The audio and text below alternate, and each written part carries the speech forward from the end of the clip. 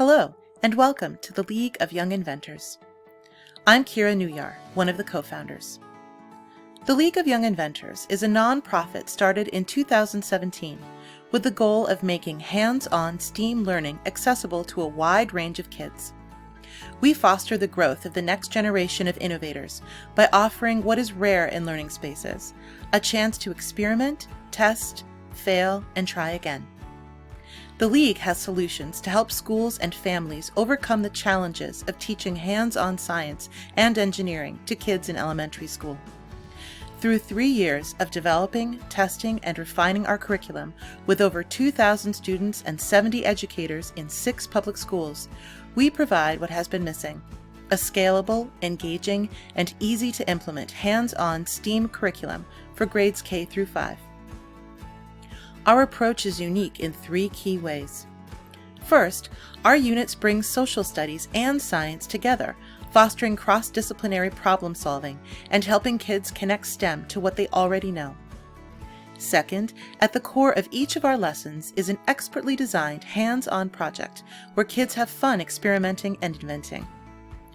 Third, we provide our curriculum through user-friendly digital presentations to guide interactive instruction, whether in the classroom or at home. Today, you can experience a League lesson for yourself. Here's what to look for. In each of our lessons, we begin with a warm-up. This small project is designed to get kids tinkering with everyday materials and asking questions about what they can see, touch, and hear. Next, we take an engaging look at the social and scientific context of the featured concepts and their application to inventions.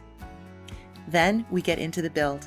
Each League build has been thoroughly tested and retested to get the step-by-step instructions just right so kids can build their own projects, actively exploring scientific concepts as they gain confidence and grow their maker skills. Last, we tinker and refine, asking open-ended questions and experimenting with how to make our inventions even better. To top it off, for each lesson we provide extension activities, videos, and hands-on explorations to keep kids thinking even after the lesson is over. We've spent years perfecting our curriculum, and we've spent the last few months adapting our lessons, projects, and materials for remote learning. We've been thrilled with the success of our at-home problem solvers toolkits, composed of everyday materials for making and building, and our invent-at-home digital lessons. We're so excited to spend this time with you today, and we hope that you connect with us further through our website, theyounginventors.org. There you'll find more information about our mission, programs, and free lessons to explore and share. Thanks again, and enjoy our upcoming lesson on the wheel and axle.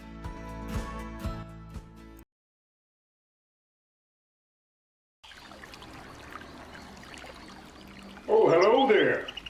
My name is Faire Wheels. I'm a safari expert who's very fascinated by wheels. Today, we're going to play a certain kind of scavenger hunt. A challenging scavenger hunt, a race to find the first wheel. Found one. Found another one. I found another one. Wait, who thought this would be a good idea for a scavenger hunt? Wheels are one of the most commonly used simple machines out there. They were originally used as potter's wheels. Then someone thought, let's put them on a cart. Did you know wheels have been used since ancient Mesopotamia? That's 5,000 years. Welcome to the League of Young Inventors. This is inventing toy cars with wheels and axles. Today, we will be creating gravity-powered toy cars and ramps inspired by classic Matchbox cars and tracks like Hot Wheels. Not only is this a fun toy to play with, but by building it, we can learn a lot about an awesome and very helpful simple machine, the wheel and axle. Now, I'm sure you've all seen and played with toy cars like this one before, but how much fun would it be to play with a toy car without any wheels? Yeah, even if you gave it a nice hard push, it probably wouldn't go very fast or far, which is why wheels are so important. Here is a little experiment that you can do at home to better understand how wheels make work easier. All you need is a small box, a handful of coins, 2 medium-sized rubber bands, and a few markers. Go ahead and hit pause while you round up those materials, and then we'll get started on the experiment in just a moment.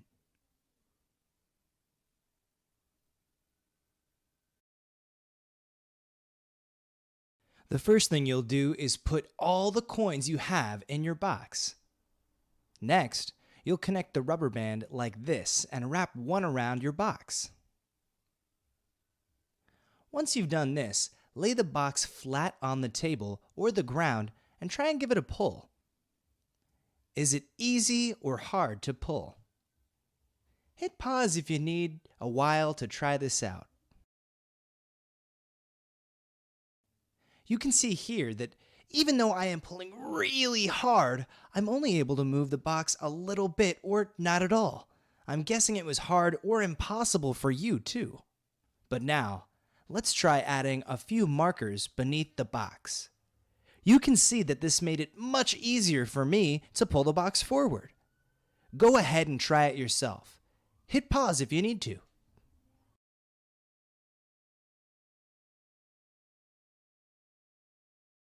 You see, adding wheels beneath the box changes the amount of force we need to move it.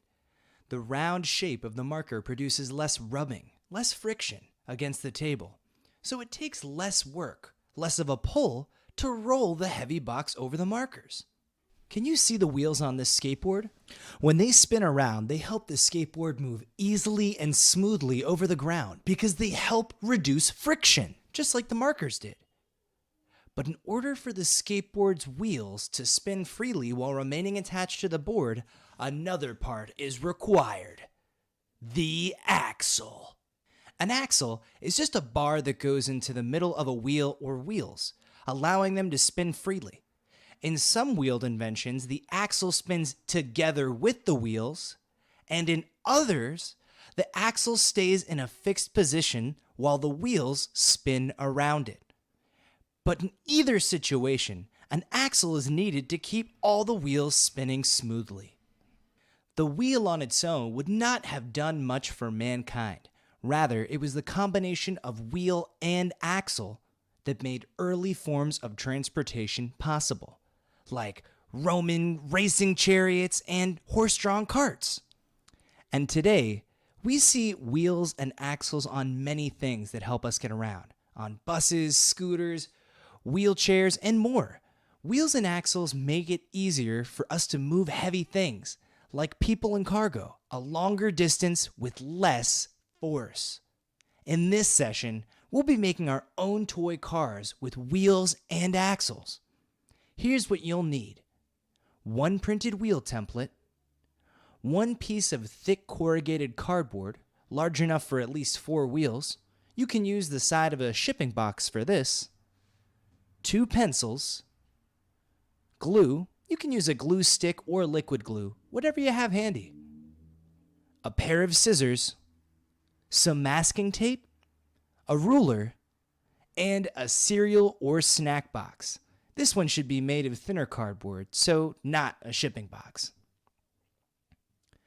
Go ahead and hit pause if you need some time to gather your materials.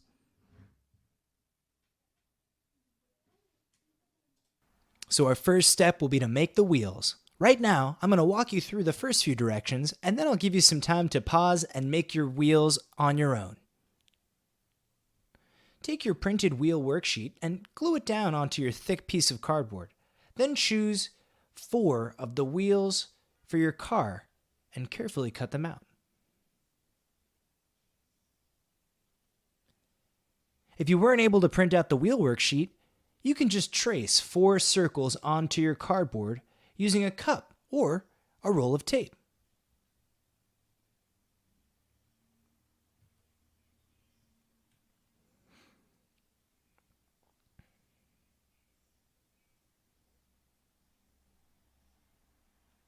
Okay, here are some reminders about how to make your wheels. Go ahead and hit pause while you follow these directions, and we'll be back in a second.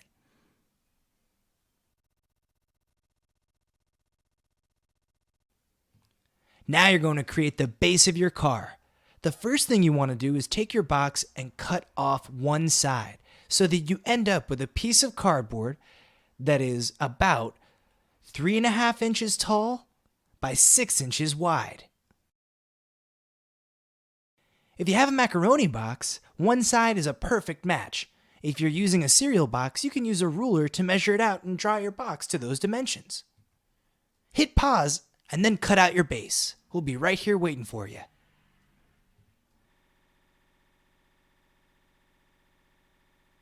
In our car design, the axles will spin together with the wheels, so we can't just tape our axles to the base, because then they'd be stuck and unable to spin. So we have to add a new part, called bearings. Bearings keep the axles attached to the car while allowing them to spin smoothly. So let's make some bearings so that we can attach some axles to our base. To make the bearings, you're going to cut out the other side of your box.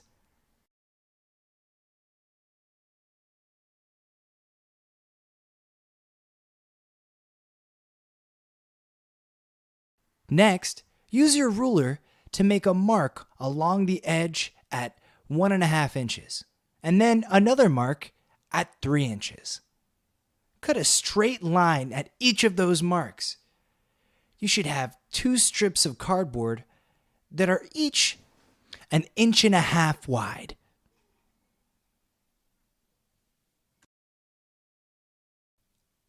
Last, you're going to fold each of those strips in half the long way.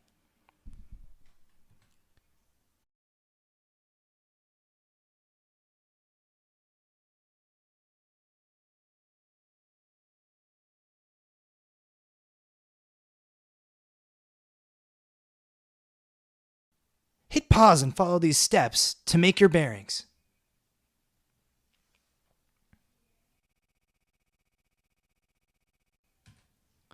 Now, you're going to attach the bearings to the bottom of your car base.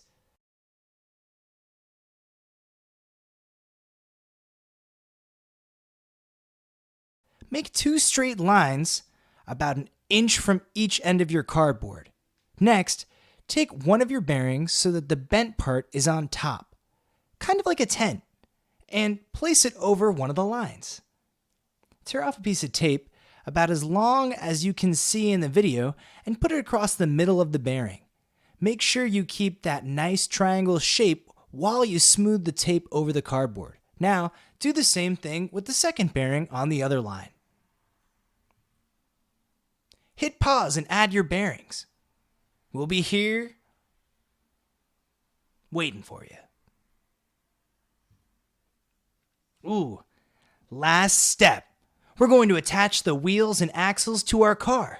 To do this, take one of your sharp pencils and poke it into the center of one wheel.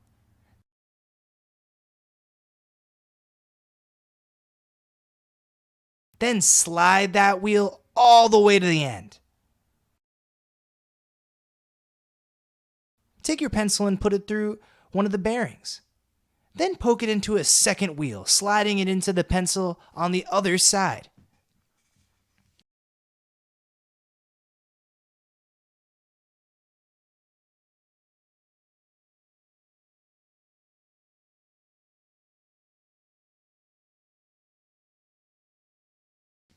Make sure you leave some space between the sides of your car and the wheels. Then do the same thing with the other wheels.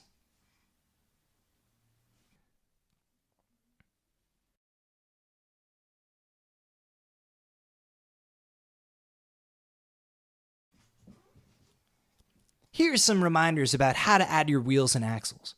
Once you're done, test out your car and see how it rolls. Go ahead and hit pause while you follow these directions.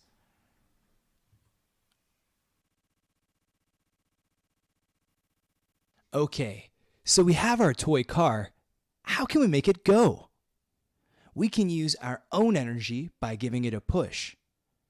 Some toy cars have batteries, but there's something else we can use to power our cars. Any ideas? How about now? Yeah, like many early Hot Wheels racetracks, we can use the force of gravity to pull our cars down a ramp. Gravity-powered toy cars, large and small, have been around for a while. These homemade soapbox derby cars are powered by gravity, and so are these small cars in the Pinewood Derby, a competition where kids build their own miniature wooden cars and then race them on a sloped track. This is a video of one of the races. These tiny cars are built for speed. So for our next challenge, you will see how far you can get your car to go without pushing it, by experimenting with ramps. To make a ramp for your car, you will need masking tape, a long piece of cardboard, a stack of books or magazines, or another box.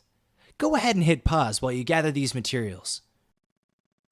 To make your ramp, just use 2 pieces of tape to attach the top of your long piece of cardboard to your tall stack of books or your box.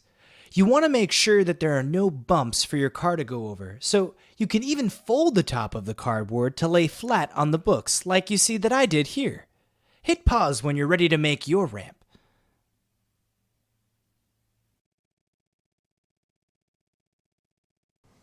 Now that you have your ramp set up, you can do some experiments with it. You can make the top of your ramp shorter and test it out to see how far your car goes. You can also try making your ramp taller by adding a few more books or another box. Which ramp do you think will make the car go farthest? Let's find out. Press pause here as you test your ramp at 2 or more different heights. So what happened?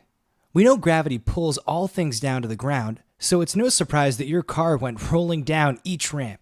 But if you experimented with different ramp heights, you also probably noticed that the car on the higher, steeper ramp went further distance. But why? It has to do with something called potential energy. Potential means what's possible or what could happen. Potential energy is the potential of an object to do work, or, for example, to roll down a ramp. The higher the ramp is, the more potential energy the car will have. So, the car on the blue ramp here has more potential energy. Now, when we let our cars go, their potential energy gets changed into something called kinetic energy. Kinetic energy is the energy of movement. The more potential energy a car has, the more kinetic energy it will have, meaning the farther it will go. This is why the car on the higher blue ramp will travel a further distance than the car on the lower yellow ramp. So you've learned and built a lot of new things today. But there are still a few things that you can tinker with. You can build and decorate the body of your car, you can change the wheel size, or you could try adding some weight to your car using quarters or other coins to see how that affects how far it rolls. No matter what you invent, we'd love to see it. If you'd like to share your cars with us on Instagram, ask an adult at home to help you post it. Thanks for inventing with us. We'll see you again next time.